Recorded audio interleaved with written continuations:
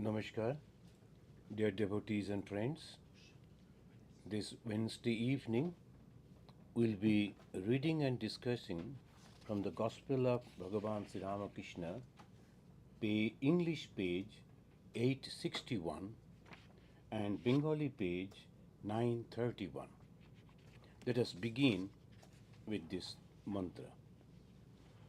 Tavo kathamritam tapta jivanam bhuvi giriritam kalmashapaham Sravanamangalam Srimadatam Vivekananda e Bhurida Jana. Now, here, the discussion that was going on about the two paths, the path of knowledge and path of devotion. That there is always a confusion that whether path of knowledge is higher than the path of devotion or vice versa. So that is the question and the doubt that Bhagavan Sri Ramakrishna is removing from the minds of the so-called intellectual people like the Dr. Sharkar, who has come to treat Bhagavan Sri Ramakrishna. Dr. Sharkar has come, he is discussing with it, and all this information Master Mahasaya has recorded. And from there we can understand that Dr. Sharkar again and again going on asking about the path of knowledge. And it says, the Master says, yes, it is true. As a result of the discrimination that Brahman alone is real and the world illusory, the aspirant goes into samadhi. We have already read those. I am repeating that to understand it very clearly, that Brahman alone is real and the world illusory, that is the aspirant goes into samadhi. Samadhi means he gets that knowledge and becomes that.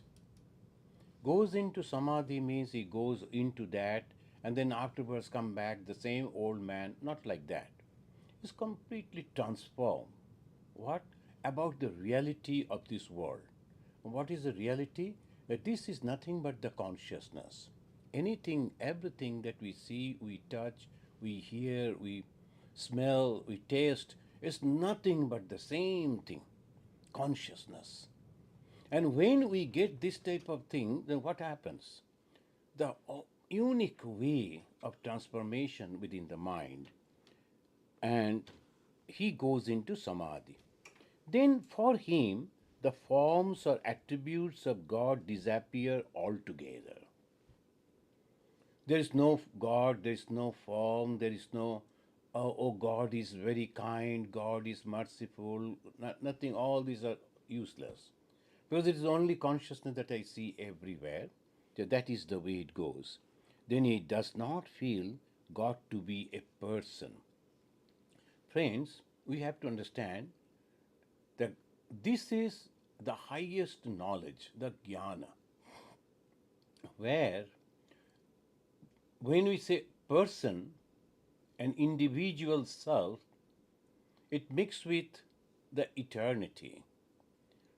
And when it goes and mixes with the eternity, becomes the eternity itself, there is no question about this world or that thing. It becomes the same. And when it happens, that is called the perfect knowledge, and that is the ultimate goal of path of knowledge. He cannot describe in words what God is. Here the word God has been used not with the form or the name or the attributes. God means that supreme consciousness. He cannot describe it. And who will describe it? He who is to describe does not exist at all. There is two things, I and that. Then I can describe that. When these two become one, who is going to describe what? And in what way? So this is the path of knowledge, a little tricky, but those who can truly purify their mind can understand it. And sometimes the problem comes when, without preparation, we try to follow this path. We get thoroughly confused.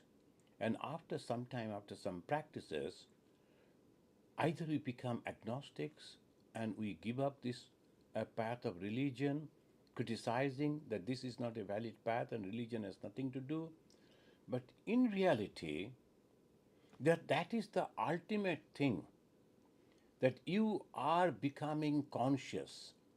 You are mixing with the conscious. So, in that case, when you are thinking in that way, that you is not anymore there. That is the idea. Bhagavan Sri Ramakrishna gave a beautiful example. A doll made of salt. It went to measure the depth of the ocean. Now, from the ocean only the salt was made. And with that salt, doll was made. And that doll went to measure the ocean, and ultimately it mixed with the ocean. So obviously there was nothing else.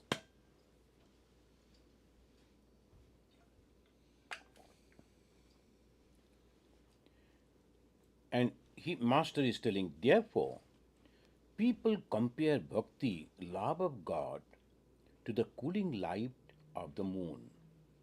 Now the bhakti, now this is a very scorching sun. The scorching sun, the path of knowledge is really, really difficult. You are thinking that I am not the body, and how one can survive thinking in that way. So obviously, this is a very different, very, very different path. It's not for all. Of all the disciples of Bhagavan Sri Ramakrishna, only Vivekananda was given this teaching, the path of knowledge. Everything is one. And we have to understand this. So, what is the another option? Path of devotion, path of bhakti. People compare bhakti, the love of God, to the cooling light of the moon, and jnana, knowledge, as the burning rays of the sun. I have heard that there are oceans in the extreme north and extreme south where the air is so cold that it freezes the water into huge blocks of ice here and there. Ships cannot move there, they are stopped by the ice. The North Pole and South Pole. There are freezing cold, constantly all through the year. There are ices are there. That means because of the devotion, that same God becomes to take the form, and because of knowledge, the God is becoming formless. So, what is the problem? Problem, we think, if the God is formless, that is intellectual way, and I should approach that path. Then basically, these people, they are working on their ego. Because I am an intelligent person, I have passed from that so and so famous university, and obviously I should follow the path of knowledge because I am intelligent. This I is the most problem. And these people end up with all confusion. The knowledge, you have to eradicate the I.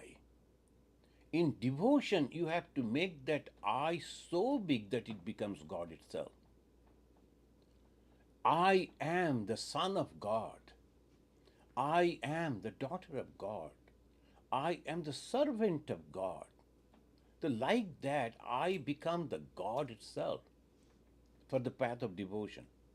And path of knowledge, you have to eradicate the I. But if by mistake people start with the I am an intelligent person, path of knowledge is better for me, no, you are making a mistake.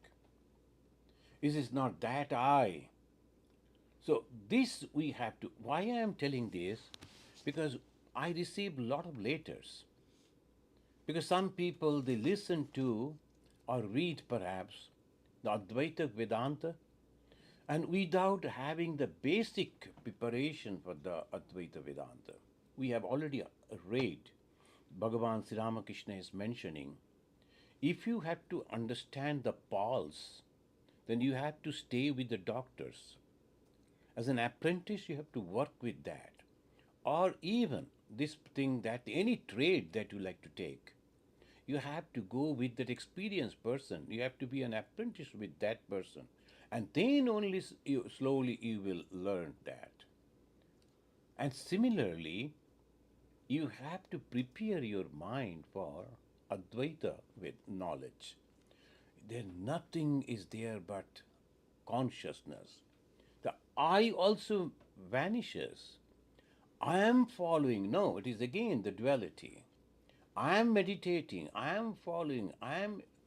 This is duality.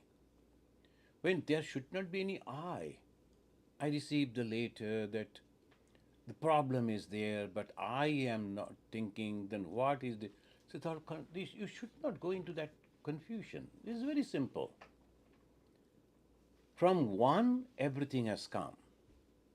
For the ultimate happiness, we have to go back to that one. That's all.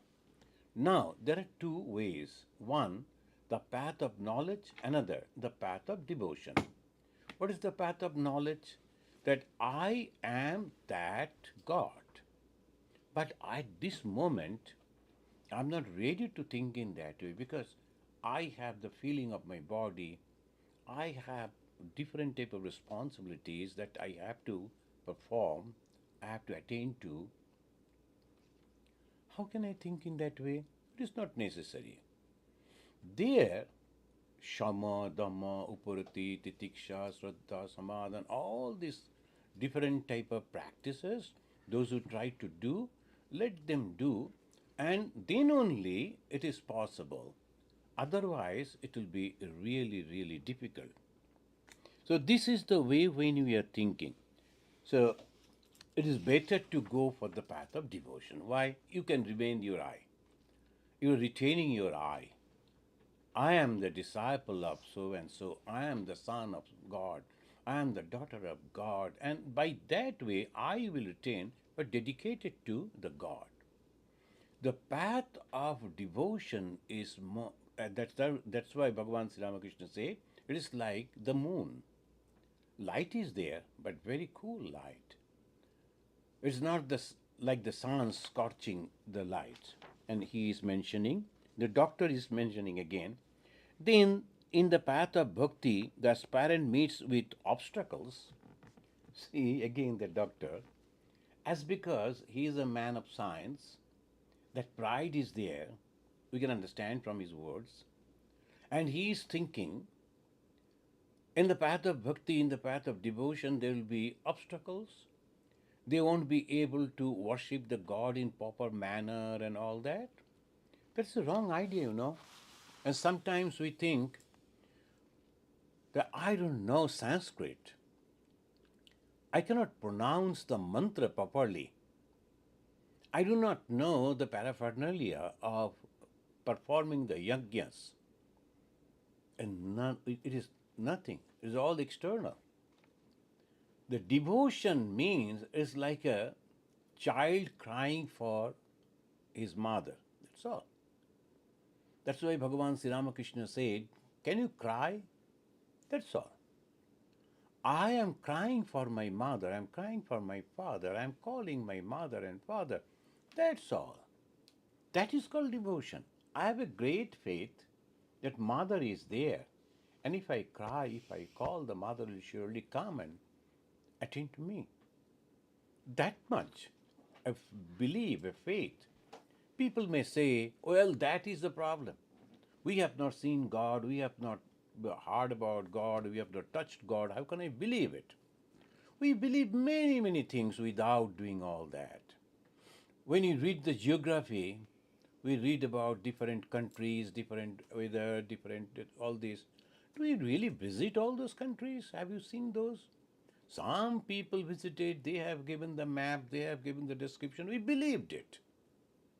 In history, we do not know whether we were at the time of the Alexander the Great, but we believed Alexander was there. So, like that, so many things are there we are believing only. So, why not believing the great souls who are talking about the God? So that is one thing. The moment you believe in that, you get a solace. Why? A great source is there to whom you can go and open up your mind. But in the path of Jnana, there is nothing is there. And if you don't have the preparation, you will get thoroughly confused. To whom to pray? Because I am that. To whom to go? Because I am that. And who is that I? We are thinking that I means it is not the small little I, the self, the individual. The I means the bigger I all over everything. So I am not yet ready for that. Let me go through path of bhakti. But the doctor is, oh, they will get the different type of obstacles will be there. But Sri Ramakrishna says, yet, yes, that is true, but it doesn't cause the devotee any harm. After all, it is water of the ocean of Brahman, existence, knowledge, and bliss absolute. That is frozen into ice. It will not injure you if you continue to reason, saying, for instance, that Brahman alone is real and the world illusory. This reasoning will awaken you the jnana, which, like the sun, will melt the ice, and this is the ocean of Brahman, existence, knowledge, and bliss. In the samadhi that comes at the end of the reasoning and discrimination, no such thing as I exists, but it is extremely difficult to attain it. I consciousness linger so persistently. It is extremely difficult. Friends, why again and again I am reading this passage? Because I am worried about the devotees. They are sincere, they are genuine, they like to follow the path of the God, but confused. So always it is better to follow the path of duality where God is there and you are there, and you can go and pray to God. If you don't even believe the existence of God, just believe the words of the great sages, like Bhagavan Sri Ramakrishna, and who said, I swear there is God. Just believe that. Pray to God and say that, God, please help me and let me know which path I should follow. Who will be my guide? I like to go to you, and I don't know how I will go. That will be sufficient. Now, let us go to this reading, and it says that a man may keep his ego even after attaining the samadhi. Such a man feels either that is a servant of God or that is the lover of God. Shankaracharya retained the knowledge, ego of knowledge. Without the ego, one cannot survive. When a person is surviving means there is the ego, otherwise he will never maintain the body. He will forget when to eat and when to drink and when all this. He will completely, so obviously the body will fall. So something is necessary to maintain the body, the attachment with the body and association with the body. Shankaracharya kept it as a ego of knowledge. I have to teach. I have to teach the spiritual life. But that is the way. The servant ego, the knowledge ego, the devotee ego, they are called ripe ego. The servant ego, there is the great example is Mahavir Hanumanji. He was such a knowledgeable person. He was a yogi. But at the same time, he used to say that I am the servant of God. The servant ego. I am not doing anything. Whatever the God is asking me to do, I am performing. So that means you are removing your ego, but keeping the self confidence that the God's grace, I can perform this, I can do this. So that is really, really challenging. I am doing everything, but at the same time, I am not claiming that I am doing it. Here we find in that with that servant ego, etc. It is different from unripe ego. This is the very unique coinage of Bhagavan Sri Ramakrishna. Paka ami, kacha ami. The ripe ego, unripe ego. I is there, ego is there, but that is completely transformed. I am such an intelligent person. I can write books, I can do this, I can do that. But that when it is connected with this particular body and mind complex, then it is kacha ami, unripe ego, and that causes bondages and causes the karma phala and causes suffering.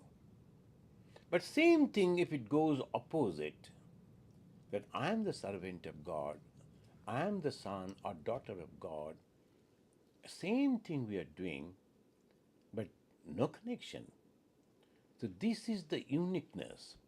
If we like to survive, that's why the gospel of Sri Ramakrishna, in every line we get the unique technique to develop the spiritual life. So there's no confusion at all. Again and again he is going on repeating. We are reading for last few days the conversation between the doctor and Bhagavan Sri Ramakrishna.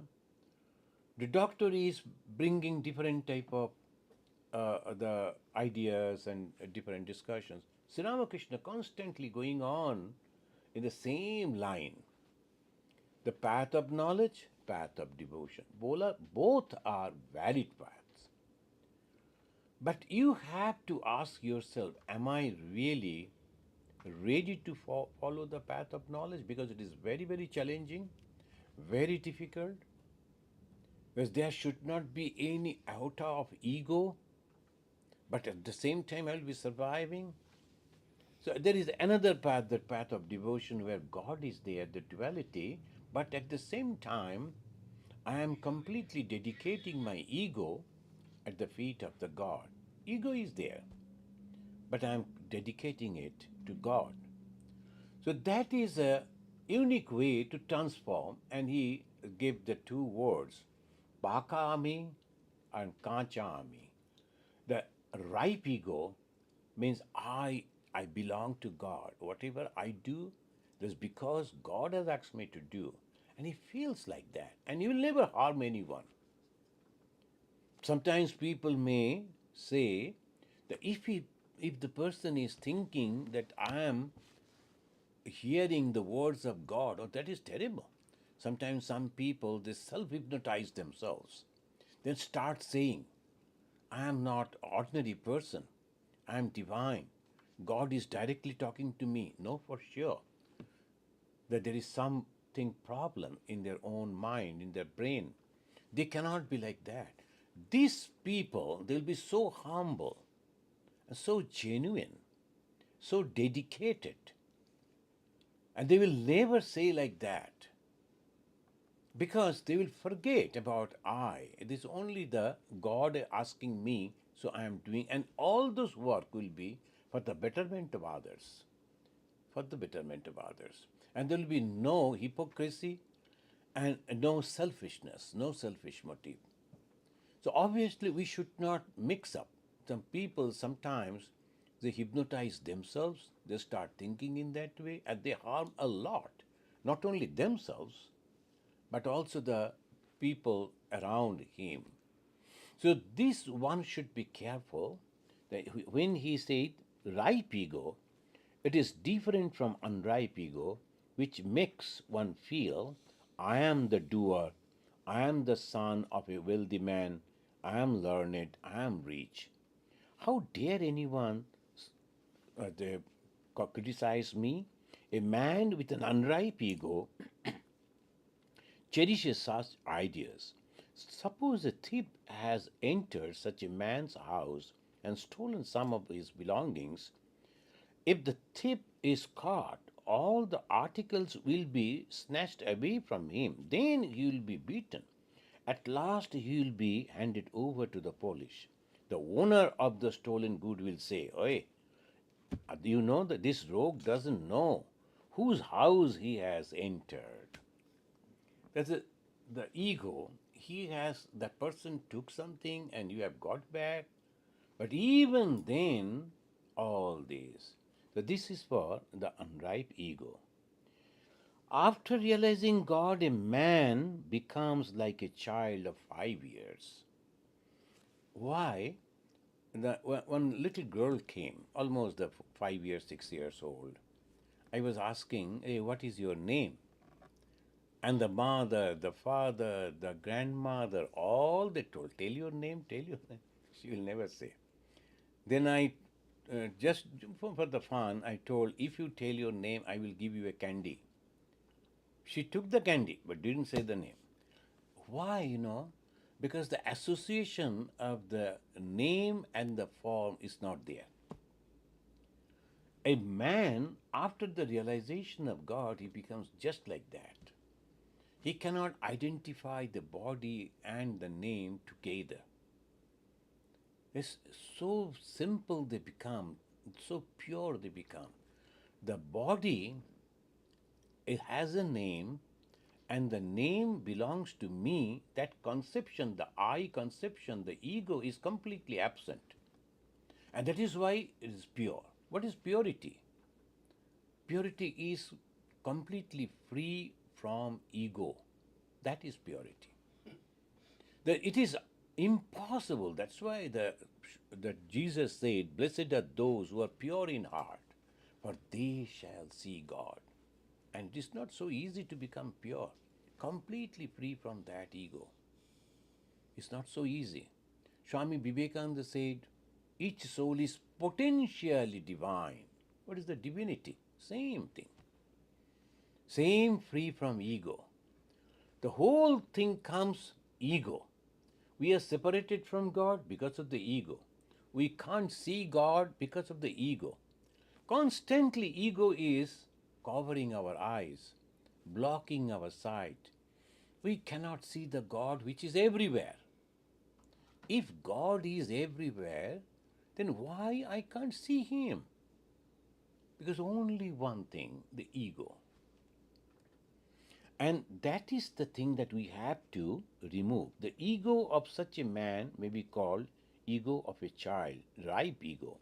The child is not under the control of any of the gunas, and beyond three gunas, sattva, raja, tama.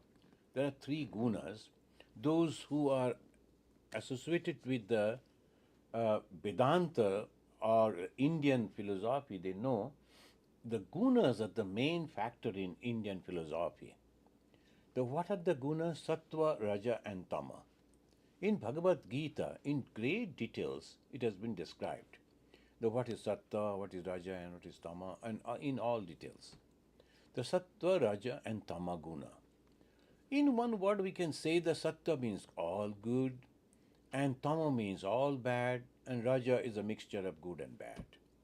Majority of the people, we all are mixture of Sattva, Raja, and Tama, and this mixture, from there, if we slowly eradicate the Tama guna and then the Raja guna, then remains the Sattva guna. This Sattva guna, it takes us very close to God. But that is not God. It is also a guna. Guna means a quality. And when it is a quality, it is limited. So you cannot go to the unlimited being a limited. So see, this is the unique point of the philosophy, and that has been explained by Bhagavan Sri Ramakrishna in a very simple story. And the story that Maybe sometime we'll come in this book, in the Gospel. A man was coming through the path of jungle, then the three men dacoits came and they took away all those belongings. Then one dacoit told, hey, let us kill him. Otherwise, he will go and report it to the police. Kill him.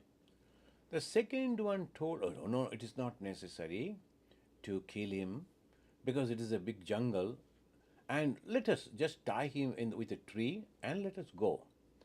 He will be killed by this animals over here. And they did that.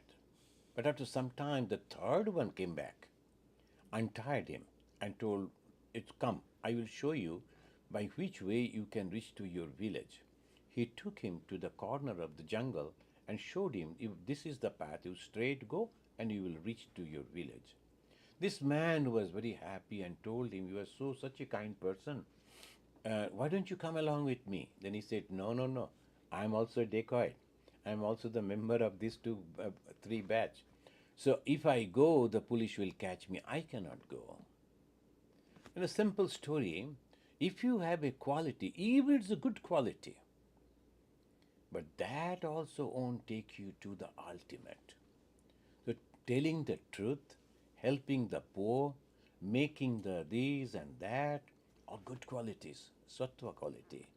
But even that won't take you to the God. Then what? When you are having the sattva, that means I am possessing the kindness, sympathy. Still I is there. You have to give up that I too. So when they say that I have realized God, which I then? It's really, really very, very difficult. It is not so easy. When most of the people, they don't understand what is religion, they think this is all jumble and bumble, nothing like that. It's a very scientific way. You are going back to your own source. And when you are going back to your own source, any separate quality or thing that will not allow you to go there. This way, Bhagavan Sri Ramakrishna is mentioning the sattva, raja, and tama. These are the three qualities we should have to be careful. And he says, now he builds his playhouse and he is giving the example of the children, and he may carry it then is giving the example of the children, and we are skipping this. Why it is mine? My daddy gave it to me. The child, he is explaining, he was having a new cloth and somebody was appreciating and told, will you give it to me? And he said, no, why should I? My God, belongs to me and daddy gave it to me. But after some time, the same thing he will throw and go away. No attachment for anything in this world. I won't give it to you. And some minutes later, you may coax him with a toy or music box and worth a penny, and he will give you the cloth.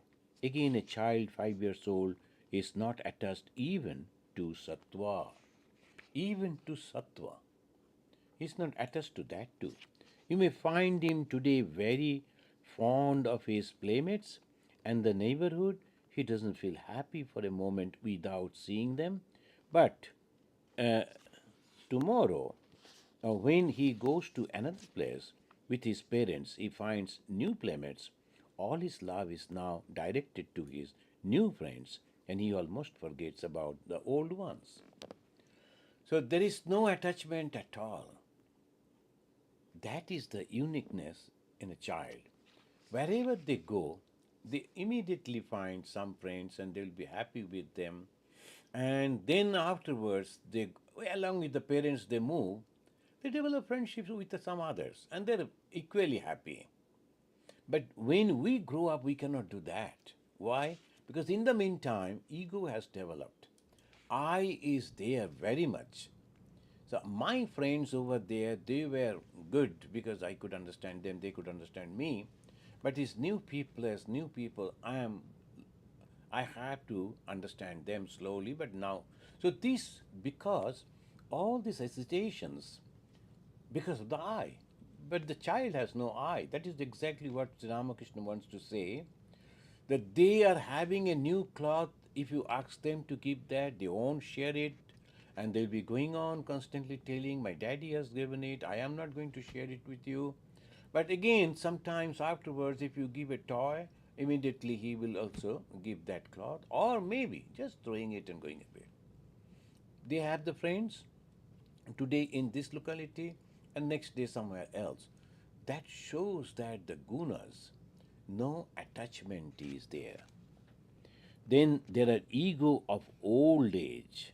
Dr. Sharkar laughs. An old man has many shackles: caste, pride, shame, hatred, and fear. Furthermore, he is bound by the ideas of worldly cleverness, calculating intelligence, and deceit. Ego of the old age. See, Bhagavan Sri Ramakrishna is so actually analyzing a human personality. A, a person who is just 5 years old, he has also ego, but that ego is completely free from any bondages. My father has given me this, my daddy has given me this. The I is there, but that is not binding.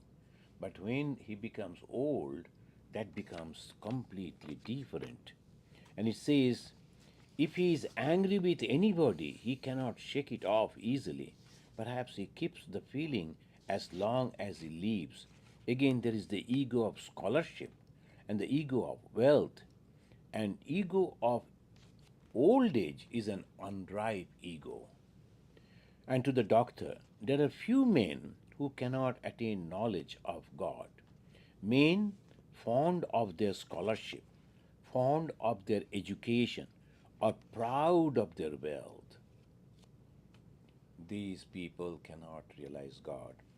There are few men who cannot attain knowledge of God. Men, the proud of their scholarship, proud of their education, and proud of their wealth.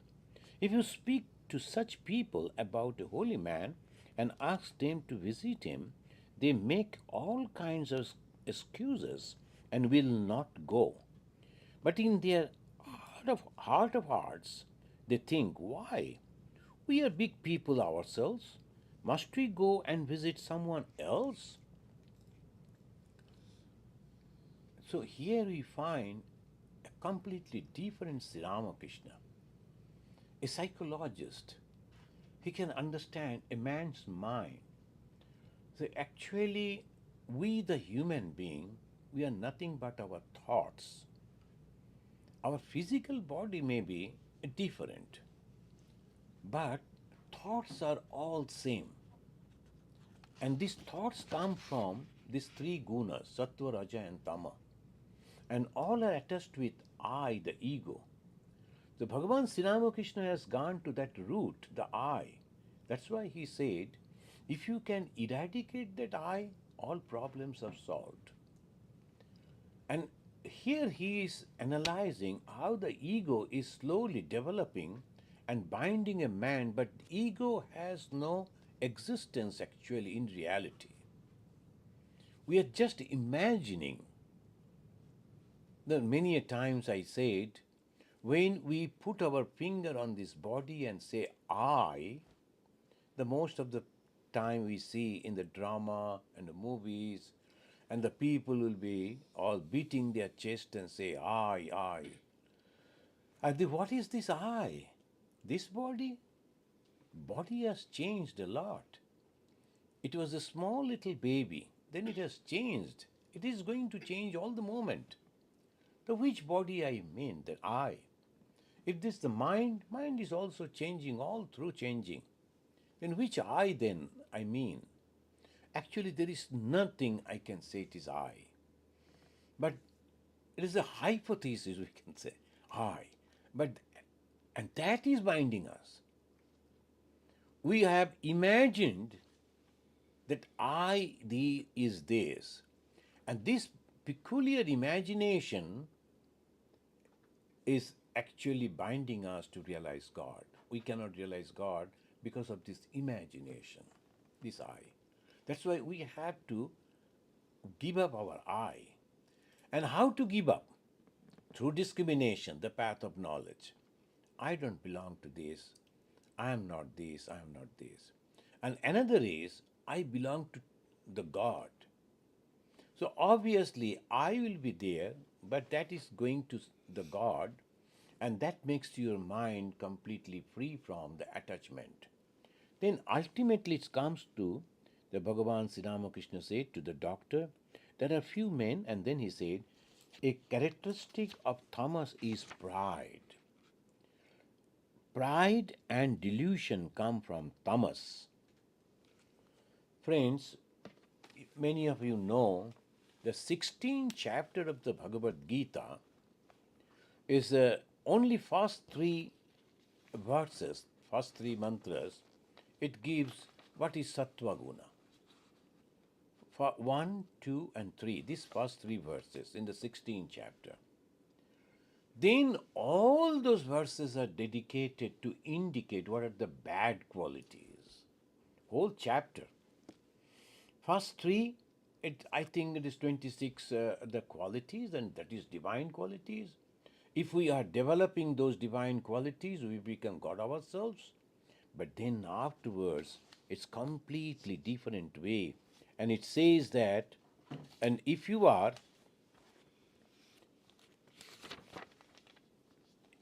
it says in from the, if you read, then you will find that there are two different gunas. He is talking about Bhagavan Sri Krishna. The ashuric nature knows that what to do and what to refrain from. Neither is purity found in them, nor good conduct, nor that is, the ashuric means the all bad quality. Why? The Bhagavad Gita has dedicated a whole chapter describing the bad qualities. Because sometimes, without understanding what is really good, we think that these are the best qualities, good qualities, and that is the reason we should be very clear that these are the things creating problem for God realization. God realization is nothing but understanding our own self.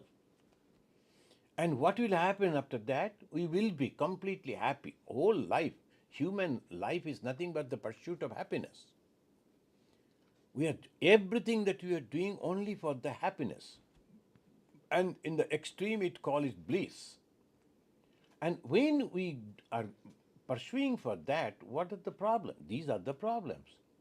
And they are coming the bad qualities, and it says like this, asatyam, the universe is without truth, without a moral basis, without a God, and all this way they will be going on telling.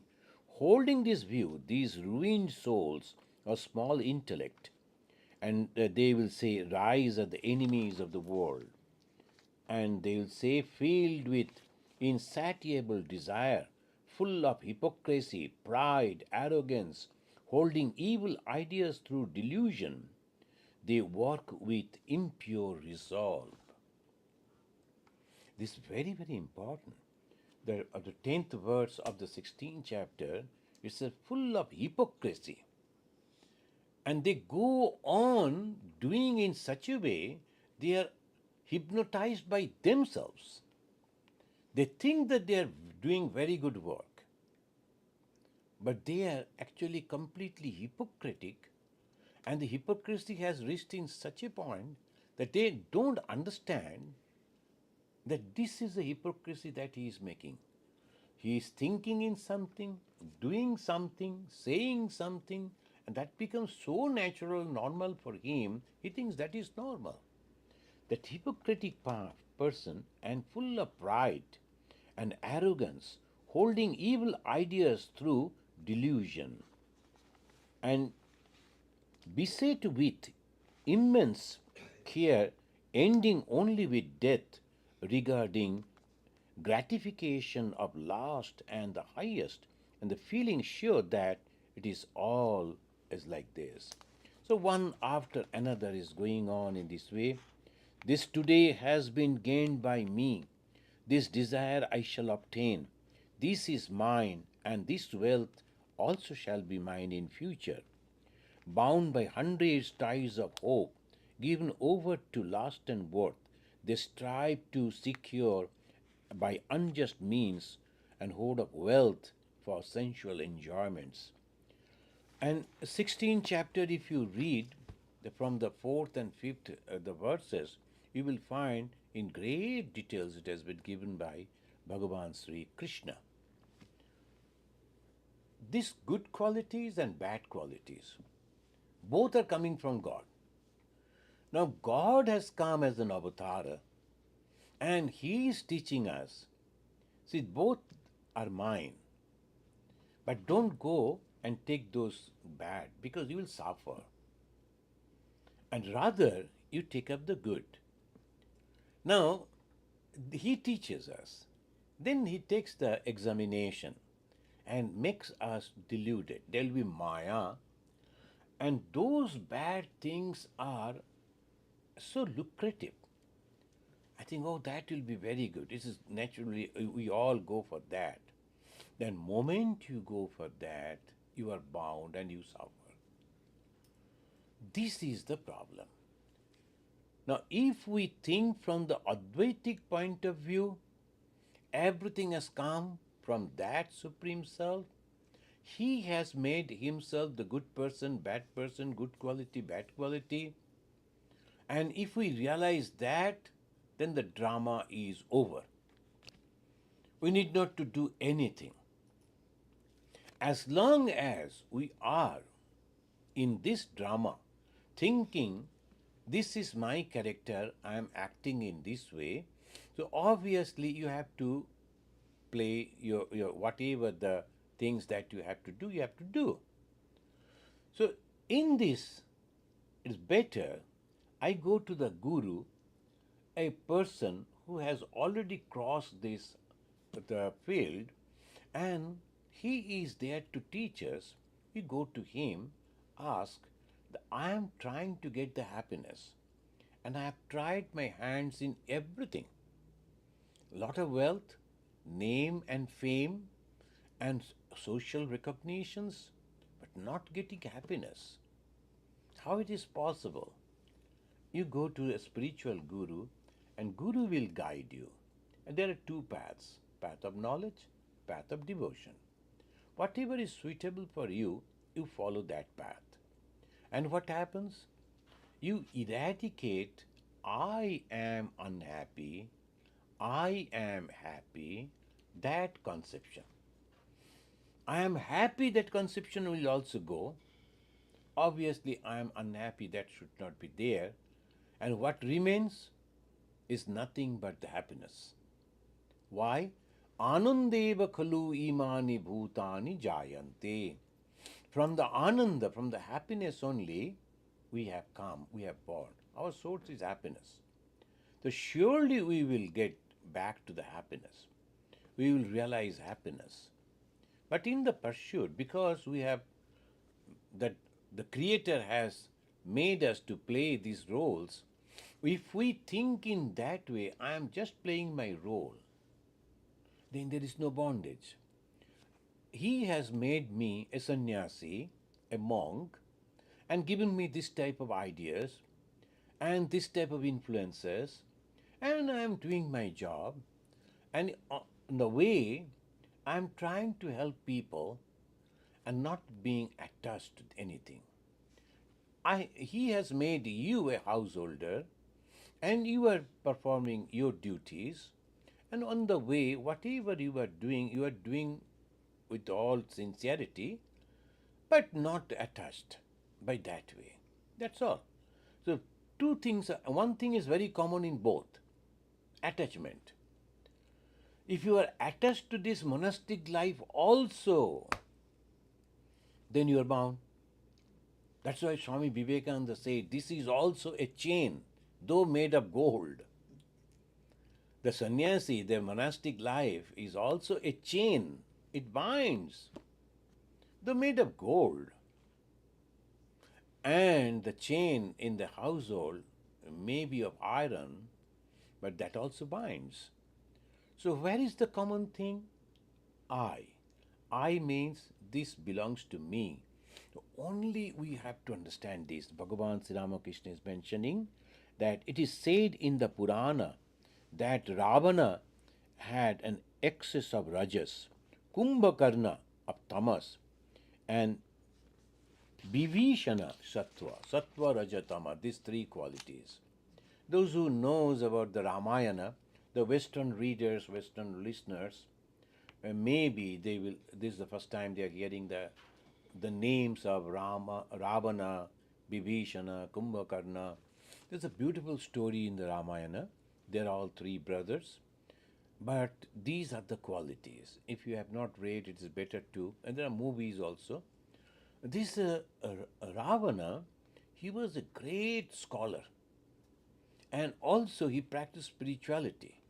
But because of his ego, whatever after practicing spirituality, whatever the blessings came, he utilized to satisfy his ego. That is only thing. And other two. But Vibhishana, he was having sattva guna. Though he was born in the same family, but he understood this world is temporary. I don't want this thing. So he came to God, Sri Ramachandra. The Bhagavan Sri Ramakrishna mentioning that it is the Ravana, he was having the Raja, Kumbhakarna is the Tama, and Vibhishana the Sattva. That is why Vibhishana was able to receive the grace of Rama. Another characteristic of tamas is anger. Through anger, one loses one's wits and cannot distinguish between right and wrong. In a fit of anger, Hanuman set fire to Lanka without thinking for a moment that the fire might also burn down the heart where Sita lived. So, this is the way Bhagavan Sri Ramakrishna is describing. Friends, today we have learned from him that both the paths are valid, the path of knowledge and path of devotion.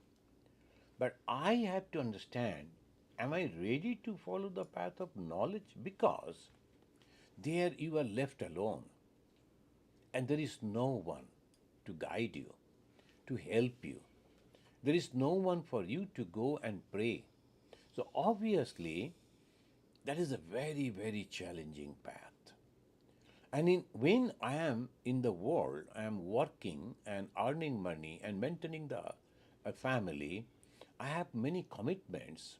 It is very difficult to follow the path of jnana because I am denouncing my body, my mind, my ego, my existence. Not this, not this, not this. How can you do that? It will be a hypocritical way of practice. No, you cannot do that. Another path is there, the path of this devotion. So obviously, the God is there. I am his child, and I am working for the God only, and God is guiding me. These are the things I am following. There are three gunas I know, the sattva, raja, and tama. Of course, the tama and raja and sattva all are within me. I am slowly eradicating sanai sanai uparamet buddhya dhriti grihitaya. Again it says, slowly I am eradicating all the bad. Oh, I was like this. No, I should not. That is also I am discriminating, analyzing, and picking up the bad qualities, removing and following. Then a time will come, I will find that I can really love everyone. Anyone successful anywhere, in any field, I am feeling joy, I am feeling happiness in for that. Sattva guna. Only me should be successful, I should be successful, or my people whom I know should be successful. Then only I'll be happy. Rajaguna. But when I am happy with others' happiness also, Sattva Guna, so I come to that. And when I could come over there, only one step, I have to give up all attachments. That's all. If I can give up all attachments, I love everyone, but I'm not attached to anyone. I have sympathy, I have prayers, but I'm not attached, I'm not bound by anything. But moment we think in this way, oh, then how we will live? No, we are living, but we know before coming to this life, we were in some other life. There were friends, relatives, and all that. Now we don't remember them. We will forget this life also. Another life will come. So, this way, when we are discriminating, then we will find that we are living in this world, but not of this world. That's all. Thank you. So the first question is from Birendra Majumdar. He's saying, I and my mother are the same. Mother is crores of sun, and I'm just a sparkle of her. My I does not go away. Are my beliefs wrong?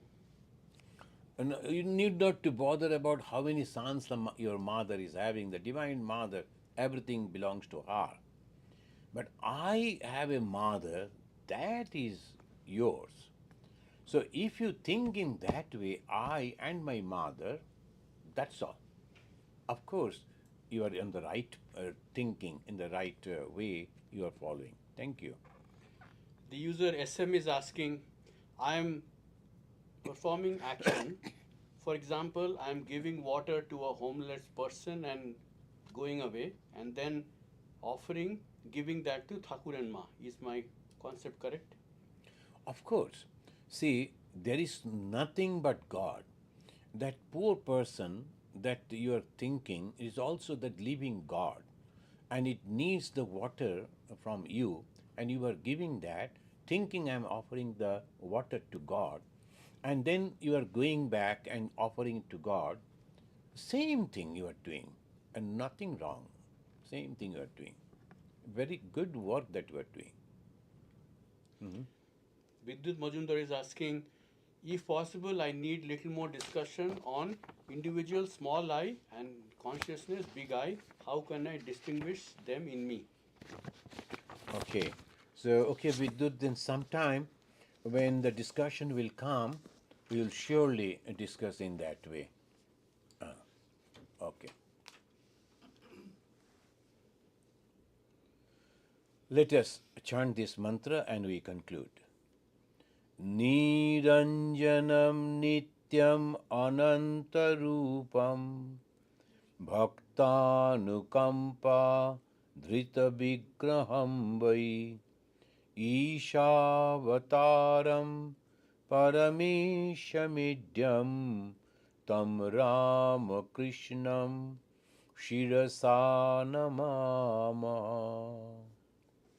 ॐ शान्ति शान्ति शान्तिः। हरिः ॐ तत्सत्। श्रीरामकृष्ण अर्पणमस्तु।